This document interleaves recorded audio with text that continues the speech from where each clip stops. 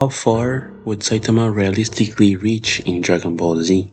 I'm saying in Z because we already know he will be destroyed by anybody in Super. But with his recent, well, not that recent year-long fight with Cosmic Figaro, where he goes all out and even surpasses his earlier levels, landing him solidly into the Galaxy Buster category. We will first kill Saitama, then pin him up against the top tiers of every arc of Z, meaning Nappa Vegeta for the Saiyan Saga, Goku and Frieza for the Frieza Saga, 18, 17, 16 for the Android arc, Goku, Gohan and Cell for the Cell Saga, Gotenks, Gohan, Goku and Buu for the Buu arc. Let's jump right in. While scaling Saitama, we will be ignoring his earlier showings and focus solely on the good stuff, not his previous lackluster showings which pale in comparison to his fight with Garo. In that battle, Garo, before awakening, performed FTL feats through his fight with Platinum Sperm and Fleshy Flesh. After awakening, he could hold his own with Blast, beat Saitama's enraged Serious Punch which caused a hole in space, suggesting galaxy level destruction feats. Then Saitama states he finally found someone who can fight him at full power, and proceeds to leave Garo in the dust, with his exponential, not infinite growth, having him in the Galaxy Plus levels of power and durability.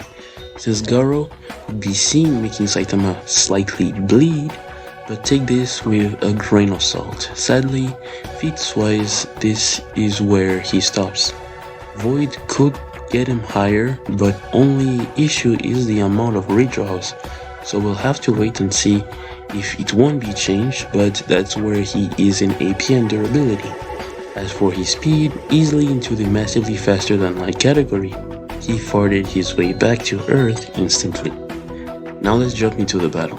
Saitama is on Earth when Vegeta and Nappa attack. Nappa can be scaled to planetary to large planetary in some scalings, but planetary is much more consistent. Vegeta, on the other hand, has a power level of 18,000, higher than his father, who could casually perform dwarf star level feats.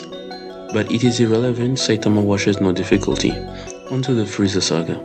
Saitama faces the Emperor of the Universe, who was shown surviving a blast in a weakened state without even half of his power and half of his body. This explosion was seen outside the galaxy, showing solar system level still irrelevant. Saitama would easily defeat Frieza in this instance. Now on to the next arc, which sadly has nothing much to offer, capping at the very least Solar System Plus from everyone upscaling Frieza. But the real challenge for Saitama happens in the Cell Saga, where, by the end, Super Perfect Cell, now close to Gohan, fired off a Kamehameha that could erase the Solar System. Oh wait, but I thought Frieza was Solar System level? Yes, but solar systems in Dragon Ball are galactic nebulae, with innumerable stars in it, making it more of a galaxy than a solar system. This makes Cell a galaxy buster, close but not close enough to Saitama, who is a multi-galaxy plus buster. That is ignoring the anime-only statements of Cell and Frieza being universal, and Cell having bottomless energy. Anyway, in terms of speed, this is where Saitama will begin to struggle, but his AP and durability should give him the win easily. In speed, from Frieza and Goku, who were fighting so fast that King Kai could not see them, yet could easily track a spaceship moving to the edge of the living universe, which is infinite, in only a few days. This could have Frieza and everyone higher or equal to him, near or bordering the infinite speed category. But Saitama comes out victorious now, to where I think he will have the most issues. The Buu Saga. In this saga, we go from solar system to outright universal. Keep in mind, a solar system is basically as big as a galaxy. So the mid tiers, Fat Buu, earlier versions of Goku, Majin Super Saiyan 2 Vegeta, and earlier versions of Gotenks lands in this category, which basically puts them all multi-galaxy level plus realistically.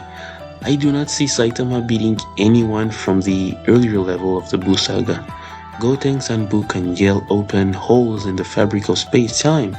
Buhan yells so much, he is creating breaches into alternate universes that was going to crush the living universe. Goku powering up into Super Saiyan 3 for the first time, warping reality and energy so powerful and dense it reaches the Kaioshin realm, which is outside the macrocosm, which contains multiple universe, infinite-sized realms with other subspaces and realm insides of them as well. So you already see Saitama would be overwhelmed by this. He stops after defeating Dabra, but would fail to do anything to Buu, Majin Super Saiyan 2 Vegeta, Super Saiyan 2 Goku, Super Saiyan 3 Goku, Ultimate Gohan, all versions of Gotenks. They are borderline infinite in speed and have more AP and durability than Saitama. Let's not enter Super, where base Goku can destroy this entire macrocosm itself. This is where Saitama stops at the beginning of the Buu Saga. You might say he would eventually catch up. Well, I would say that Krillin arrived on Namek with a power level of 14,000. Gohan arrived on planet Namek with a power level of around 16,000, and Krillin left with a power level of 70,000. Gohan left with a power level above 200,000. Goku arrived on planet Namek with a power level of 90,000, and Goku left planet Namek with a power level of 140 million. That's to tell you that no matter what, they would just surpass Saitama. They grow at a much faster rate, and the potential seems limitless.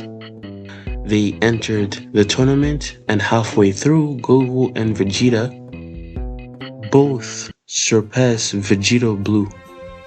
Can you imagine? Anyway, hope you enjoyed the video. If you want more, be sure to tell me. Next video will be Deku vs Invincible, suggested by a commenter. If you also want a matchup, feel free to comment and tell me about it. I'll do some research and make a video about it. Thank you for watching. I'll catch you all later. God bless you.